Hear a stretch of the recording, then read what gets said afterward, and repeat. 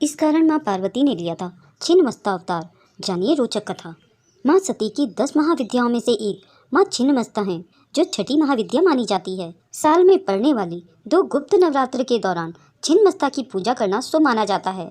माँ छिन्नमस्ता का स्वरूप काफी भयानक माना जाता है, क्योंकि उन्होंने अपने इस स्वरूप में एक हाथ में किसी दूसरे का नहीं बल्कि खुद का ही कटा हुआ सिर पकड़ा हुआ है और उनकी गर्दन से 3 खून की धार बहती हुई नजर आती हैं। माना जाता है कि माँ छिन्नमस्ता के इस स्वरूप की पूजा करने से हर तरह के कष्टों से छुटकारा मिल जाता है और व्यक्ति अपार सफलता प्राप्त करता है। छिन्नमस्ता के बारे में आप काफ़ी जानते होंगे, लेकिन क्या आप जानते हैं कि उनका ऐसा स्वरूप क्यों है? जानिए इसके पीछे की पौराणिक कथा। क्यों माँ पार्वती बनी छिन्नमस्ता माता? शास्त्रों के अनुसार माना जाता है कि एक बार माँ पार्वती भ्रमण करने के लिए अपनी सहचरियों जया और विजया के साथ निकली। भ्रमण करते हुए रास्ते में उन्होंने मंदाकिनी नदी में स्नान करने की इच्छा प्रकट की और अपनी दोनों ही सहचरियों से भी कहा कि वह भी साथ में स्नान कर ले, लेकिन उन दोनों ने कहा उन्हें भूख लगी है, इसलिए वह स्नान नहीं करेंगी, पहले भोजन करेंगी। माँ पार्वती ने उनकी बात सुनकर कहा कि थोड़ी देर आराम कर लो, तब तक मैं स्नान कर लूँ। इसके बाद वह काफ़ी लंबे समय तक स्नान करती रहीं। बीच में बार बार जया विजया ने उन्हें रोका कि माँ भूख लगी है, लेकिन माता पार्वती स्नान में मंत्रमुग्ध होने के साथ संसार में करुणा बरसा रही थी।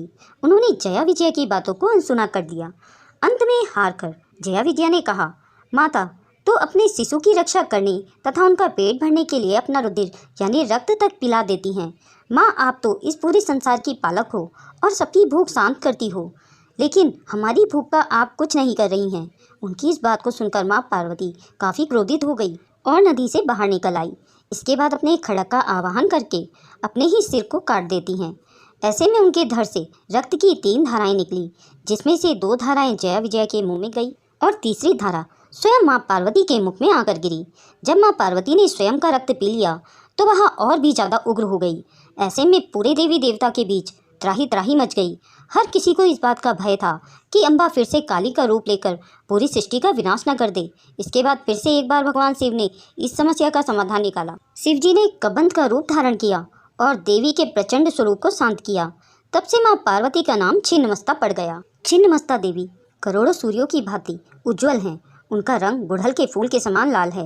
देवी ने एक हाथ में अपना सिर और दूसरे हाथ में कृपाण पकड़ा है। उनके गले से 3 खून की धाराएं निकल रही हैं। 2 धाराएं उनके सेवकों की सहायता कर रही हैं, एक और जया और दूसरी और विजया।